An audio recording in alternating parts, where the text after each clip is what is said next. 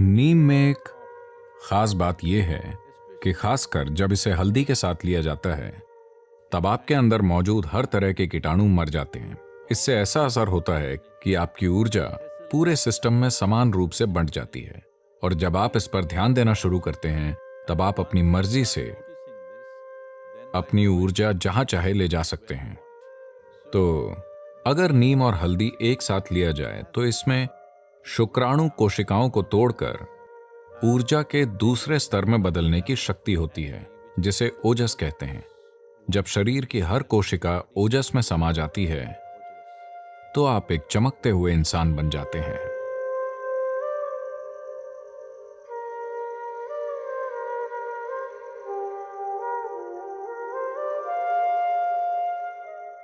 तो योग केंद्र में दिन की शुरुआत नीम और हल्दी की एक छोटी गोली खाकर होती है।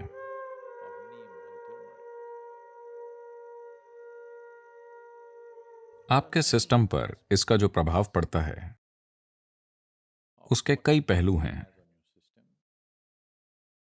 पर सबसे पहले नीम का पेड़ जो आमतौर पर पूरे भारत में पाया जाता है, आज शायद दुनिया भर में 10 से 12 अलग अलग जगहों में उगाया जा रहा है। यह मूल रूप से भारतीय उपमहाद्वीप का पेड़ है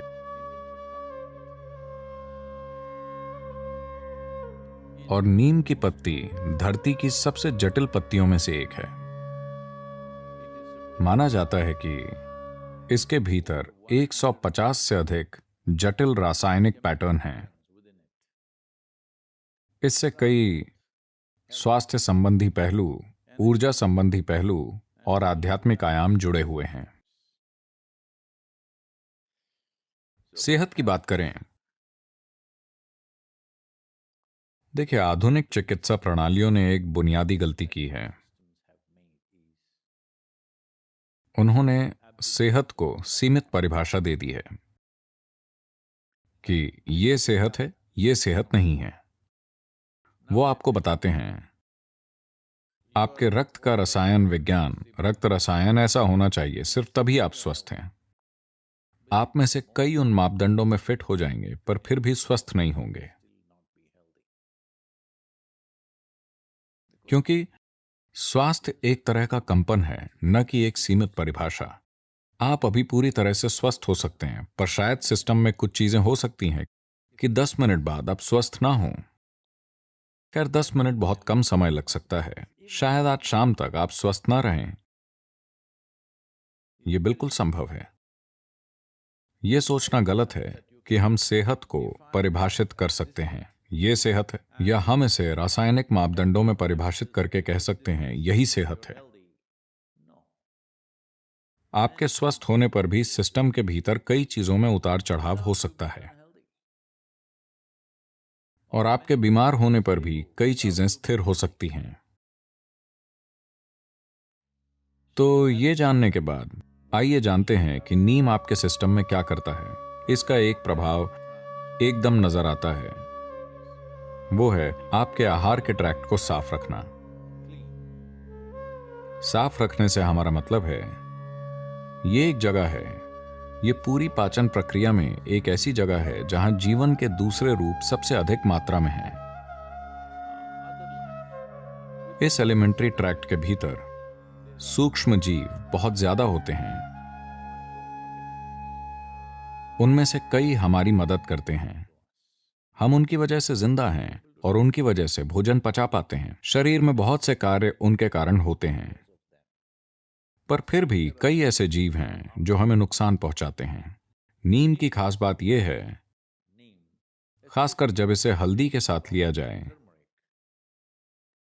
अगर ये दो चीजें एक साथ ली जाएं, तो मोटे तौर पर वो चीजें जो शरीर के लिए जरूरी नहीं हैं, वो चीजें जो शरीर को नुकसान पहुंचा सकती हैं, किसी भी तरह के कीटाणु नष्ट हो जाते हैं। All these things get eliminated. A clean colon is very vital for health. एक स्वच्छ मलाशय सेहत के लिए बहुत जरूरी है। यदि आप किसी भी पारंपरिक चिकित्सक के पास जाते हैं जैसे कि आयुर्वेदिक चिकित्सक या सिद्ध वैद्य या पूर्वी चिकित्सा, तो आपकी स्वास्थ्य समस्या जो भी हो, सबसे पहले वो आपको शुद्ध करेंगे, क्योंकि वो आपके मलाशय को साफ करना चाहते हैं। आपके शारीरिक और मानसिक स्वास्थ्य के लिए वो आपके मलाशय को साफ करना चाहते हैं। अगर आप सिर्फ इस बारे में थोड़ा सचेत हो जाएं कि आप कैसे खाते हैं, तो आपके शरीर में और आपके दिमाग में जो होता है वो बहुत हद तक प्रभावित हो सकता है। देखिए, अगर आप किसी भी ढांचे का निर्माण करते हैं तो एक डिजाइन होती है, एक वास्तुशिल्प डिजाइन होती है, पर एक जरूरी चीज ये भी होती है कि सामग्री की गुणवत्ता और ढांचा बनाना और बनाने की कुशलता जरूरी होती है। सिर्फ इसलिए कि डिजाइन बहुत अच्छी है, इसका मतलब ये नहीं कि इमारत महान हो जाएगी। जो सामग्री बनाने में लगती है और कौन बना रहा है, इससे बहुत बड़ा फर्क पड़ता है। ये बात शरीर के लिए भी सच है। इसकी डिजाइन बिल्कुल ठीक है। It took millions and millions of years to perfect this design. इस डिजाइन को ऐसा बनाने में लाखों साल लगे हैं। ये डिजाइन बनाने के लिए विकास प्रक्रिया में काफी लंबा समय लगा, पर शरीर का बनना और इसको बनाने के लिए उपयोग की जाने वाली सामग्री बहुत महत्वपूर्ण है। तो आप जो भोजन करते हैं वो सिर्फ आपकी संस्कृति के बारे में नहीं है। शायद संस्कृतियां उस स्थान में जीवन चलाने की जरूरतों के अनुसार विकसित हुई होंगी। दुनिया के विभिन्न हिस्सों की संस्कृतियां वहां उपलब्ध चीजों के हिसाब से और जीवन चलाने की जरूरतों के अनुसार विकसित हुई थीं। वहां की अर्थव्यवस्थाओं और जीवन के हिसाब से, वहां के आजीविका के मुख्य रूप के हिसाब से संस्कृतियों का विकास हुआ। संस्कृतियां कभी भी परफेक्ट नहीं होती। दुर्भाग्य से लोग संस्कृति के आधार पर अपनी पहचान बना लेते हैं और उन्हें लगता है कि उनकी संस्कृति परफेक्ट है। दुनिया में कोई भी संस्कृति परफेक्ट नहीं है, क्योंकि इस पीढ़ी में जो अजीब काम आप करते हैं वो कल की संस्कृति बन जाती है। और आप सोचते हैं कि आप ये काम बहुत सचेत होकर कर रहे हैं। नहीं, ये बस होते रहते हैं, है ना? आज आप जो भी बकवास करते हैं, अगली पीढ़ी उसे अपनाती है या अस्वीकार कर देती है और उल्टा करना शुरू कर देती है। जो भी हो, इसी पीढ़ी की संस्कृति से अगली पीढ़ी की संस्कृति पैदा होती है। तो संस्कृति के हिसाब से आप जो खा रहे हैं उसका महत्व नहीं है। इस प्रणाली के लिए सबसे अच्छा क्या होगा, इस मशीन को कैसे ईंधन के लिए डिजाइन किया गया है, यह जानना बहुत जरूरी है। तो अगर आप इसे देखें, इसे इस तरह समझिए, शरीर की पाचन प्रक्रिया को संतुलन और कुशलता के एक निश्चित स्तर पर रखना बहुत जरूरी है। अपने जीवन में आप जितना काम करना चाहते हैं उसके लिए कितना खाना जरूरी है। हम अपने सभी वाहनों की ईंधन कुशलता की बात कर रहे हैं। 1950 के दशक को देखें, वो दौर बेहतर थे। अमेरिका में 60 और 70 के दशक की कारें, अगर आप 10 कारों को तोड़ें तो एक युद्धपोत का निर्माण हो सकता है। कार बनाने में वो इतना धातु इस्तेमाल करते थे। अब वो हल्के वाहन बना रहे हैं और इसीलिए एक महत्वपूर्ण पहलू ईंधन कुशलता है। 1 मील की यात्रा करने के लिए कितना पेट्रोल चाहिए? यहां हम पर्यावरण के बारे में सोच रहे हैं, अपनी सेहत के बारे में सोचें। यानी हमें ऊर्जा की एक इकाई बनाने के लिए कितना खाना चाहिए? जितना ज्यादा खाना चाहिए उतना सिस्टम पर ज्यादा भार है। तो अगर आप खुद महसूस नहीं कर पाते, तो हर दिन सुबह अगर आप खाली पेट थोड़ा सा नीम और हल्दी खाकर कुछ गुनगुना पानी पिएं, It will bring that sense to you. तो इससे आप में समझदारी आएगी, क्योंकि शरीर भोजन के प्रति विशेष प्रतिक्रिया देगा। यह आपको बताएगा कि कब आपने काफी खा लिया है। आप इसे खुद समझ नहीं पा रहे हैं, पर शरीर की हर कोशिका बोलेगी। Because neem and turmeric together creates a certain access to the cellular level. क्योंकि नीम और हल्दी मिलकर आपकी पहुंच कोशिकीय स्तर तक ले जाते हैं कि जब आप ऊर्जा पैदा करते हैं तो ये कैसे बढ़ती है। लोग चाहते हैं कि मैं इंटरनल कंबशन के बारे में बोलूं। तो ऊर्जा किस तरह से बढ़ती है, जिसे एक गाड़ी में ट्रांसमिशन कहा जाता है, उससे तय होता है कि गाड़ी कितनी कुशल है और एक मात्रा में शक्ति पैदा करने के लिए कितना ईंधन लेती है। इंजन की शक्ति एक चीज है, पहियों तक पहुंचने वाली शक्ति अलग चीज है, बिल्कुल अलग। आज दुनिया की टॉप रेसिंग कारें सिर्फ 2.7 लीटर हैं। यही फॉर्मूला 1 के लिए तय की गई सीमा है, पर वो सबसे तेज मशीन है क्योंकि इंजन में पैदा हुई शक्ति और पहिए तक पहुंचने वाली शक्ति में बहुत कम फर्क है, बिल्कुल कम। यहां ऐसे पिकअप ट्रक हैं जो इंजन पर 700 bhp उत्पन्न करते हैं, पर पहिए तक जो पहुंचता है वो अलग बात है। तो ट्रांसमिशन नाम की एक चीज होती है। तो आप अपने पेट में क्या उत्पन्न करते हैं, वो सब कहां जाता है, वो किस हद तक जाता है, ये एक बहुत ही महत्वपूर्ण पहलू है। पर आज की दुनिया में लोग इसके प्रति सचेत नहीं हैं। अगर आप इसे सुविधाजनक बनाना चाहते हैं तो इसके लिए योगाभ्यास हैं, पर उसकी मदद के लिए नीम और हल्दी एक जबरदस्त प्रक्रिया हो सकती है, क्योंकि इससे ऐसा होता है कि आपकी ऊर्जा समान रूप से बढ़ती है। और जब आप ये समझना शुरू कर देते हैं तो आप ऊर्जा को अपनी मर्जी से जहां चाहे वहां भेज सकते हैं। ऊर्जा को अपनी मर्जी से जहां चाहे वहां भेजने का मतलब है, अगर मैं आगे बताऊंगा तो लोग हर तरह की चीजों की कल्पना शुरू कर देंगे, इसीलिए मैं कम बोलूंगा। पर जैसे मैं अभी बोलना चाहता हूं, अगर मैं अपनी ऊर्जा को अपने गले में सचेत रूप से केंद्रित करूं, ऐसा कई गायकों और दूसरे लोगों के साथ हो सकता है, स्वाभाविक रूप से।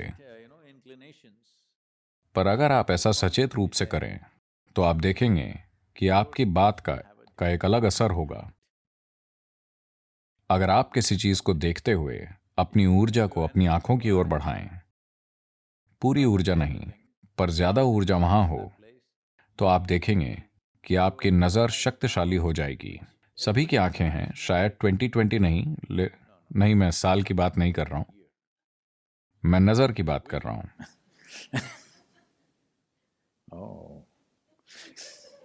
हमें इस नंबर का इस्तेमाल ध्यान से करना चाहिए। 2020 का मतलब लोग ऐसे हो जाते हैं। तो शायद आपकी दृष्टि सामान्य हो पर शक्ति एक सी ना हो। सभी एक जितना नहीं समझ पाएंगे, एक सी गहराई से नहीं समझ पाएंगे। इस तरह कई पहलू हैं। आप अपने हाथों से कुछ करना चाहते हैं, अगर आप अपनी ऊर्जा अपने हाथों में केंद्रित कर सकते हैं तो आपका स्पर्श एक अलग स्तर का होगा। तो अगर ऐसा होना है तो सबसे पहले और सबसे जरूरी बात यह है कि सिस्टम में ऊर्जा ठीक से बटी हो। खाली पेट नीम और हल्दी खाने से इस दिशा में चमत्कार करता है। जो लोग किसी प्रकार की साधना कर रहे हैं उनके लिए यह बहुत महत्वपूर्ण है। इसके दूसरे आयाम हैं। अगर हम इस नीम और हल्दी का उपयोग खाली पेट करते हैं तो एक पहलू यह है कि इसमें आपकी ऊर्जा के एक आयाम को दूसरे में बदलने की शक्ति है। इस अर्थ में योग संस्कृति में इसे अच्छे से समझना होगा। डॉक्टरों का कहना है कि यदि आप बहुत ज्यादा नीम खाते हैं तो यह शुक्राणु कोशिकाओं को नष्ट कर देगा। यह उस बात का अच्छा प्रमाण है जो हम हजारों वर्षों से कह रहे हैं। देखिए, अलग अलग तरह की कोशिकाएं हैं। आज आधुनिक विज्ञान पहचानने लगा है कि वो कितनी अलग हैं। आपकी त्वचा की कोशिकाएं, आपकी अस्थि मज्जा, आपके शुक्राणु, आपका दिमाग, ये सभी अलग अलग तरह की कोशिकाएं हैं। लगभग एक अलग जीवन ही है। हालांकि वो सभी एक ही जानकारी में पिरोई हुई हैं, वो बहुत बहुत अलग हैं। और एक चमड़ी की कोशिका पैदा करने में शरीर जितना काम करता है और एक शुक्राणु पैदा करने में जितना काम करता है, एक दूसरी कोशिका जैसे न्यूरोलॉजिकल कोशिका पैदा करने में जितना काम करता है, शरीर के साथ ऊर्जा की भागीदारी अलग स्तर पर होती है। बहुत से लोग इस पर सवाल उठाएंगे, लेकिन वो 25 या 50 साल के बाद मान जाएंगे। हाँ, मैं आपको बता रहा हूं। तो मानव जीवन का एक आयाम है। देखिए, मैं चाहता हूं कि आप इस चमत्कार को समझें। कामुकता के बारे में ना सोचें। बस एक ही कोशिका से दो, ठीक है, पर बस एक सेल से आप एक नया जीवन प्रज्वलित कर सकते हैं जो इस तरह यहां बैठता है। क्या ये छोटी बात है? मैं पूछ रहा हूं, क्योंकि लोग अपने सिर में बहुत गड़बड़ कर रहे हैं। वो इसका चमत्कार नहीं देख रहे हैं। बस एक सेल से देखिए जीवन किस तरह अंकुरित हुआ है और ये क्या बन गया है कि नहीं? हमने पूरी दुनिया को आबाद कर दिया है। हमें उसका कुछ करने की जरूरत है, वो एक अलग बात है। तो नीम और हल्दी मिलकर शुक्राणु कोशिकाओं को तोड़ देते हैं और उन्हें ऊर्जा के दूसरे स्तर में ले जाते हैं, जिसे ओजस कहते हैं। जब आपके शरीर की हर कोशिका धीरे धीरे ओजस में लिपट जाती है, अगर आप साधना कर रहे हैं और आपका ट्रांसमिशन अच्छा है और पूरे शरीर में एक सा है, जब शरीर की हर कोशिका ओजस में लिपट जाती है। ओजस का क्या मतलब है? ये है क्या? मुझे दिखाओ। मेरे खून की रिपोर्ट में उन्होंने कहा कि कोई ओजस नहीं है। ठीक है, आपके खून की रिपोर्ट में जीवन भी नहीं है। मैं चाहता हूं कि आप ये जानें, उसमें बस रसायन है। किसी ने कभी साबित नहीं किया कि आप जीवित हैं। हेलो, आपको साबित करना होता है। तो हर सेल के चारों ओर ओजस भर जाएगा। जब शरीर की हर कोशिका ओजस में समा जाती है, तो आप एक चमकते हुए इंसान होंगे। इस शब्द के हर अर्थ में आप एक चमकते हुए इंसान होंगे। You will be a glowing human being within and without. आप भीतर और बाहर से चमकेंगे। ये कुछ ऐसा है जिस पर सभी को काम करने की जरूरत है, क्योंकि ये आत्मज्ञान नहीं है। ये एक प्लेटफॉर्म है जिस पर कुछ भी गलत नहीं हो सकता है। शरीर और मन प्लेटफॉर्म है। आप इस पर कैसे कार्य करते हैं, आप इस पर किस तरह का नृत्य करते हैं, पर एक ऐसे मंच का होना जरूरी है जिस पर आप टिक पाएं। आपको यह समझने की जरूरत है, शरीर अंतिम चीज नहीं है, यह शरीर मंच है। यह मन एक मंच है। अगर आप इसे बहुत ऊर्जावान और स्थिर बनाते हैं, तो उमंग और स्थिरता, लोग ये नहीं समझ पाते हैं। उन्हें लगता है कि उमंग मतलब यहां वहां उछल कूद मचाना और स्थिर मतलब मौत। अगर प्लेटफॉर्म इस तरह के हैं, यानी आप उमंग से भरपूर और स्थिर हैं, अब आप जैसा चाहें वैसा डांस करने के लिए आजाद हैं। इस दिशा में नीम और हल्दी बहुत महत्वपूर्ण तत्व हैं। ऐसा नहीं है कि उनके बिना आप ऐसा नहीं कर सकते, आप कर सकते हैं, पर जब मदद मिल रही है तो उसका उपयोग क्यों ना करें? तो शारीरिक और मानसिक सेहत दोनों के संदर्भ में इसके कई पहलू हैं। तो ये एक संभावना है, एक ऐसी चीज का उपयोग करने के बारे में है जो आपको मदद करती है, और एक ऐसे वातावरण का उपयोग करना जो आपको एक प्रकार की ऊर्जा में भिगोएगा, पूरे शरीर को नहीं।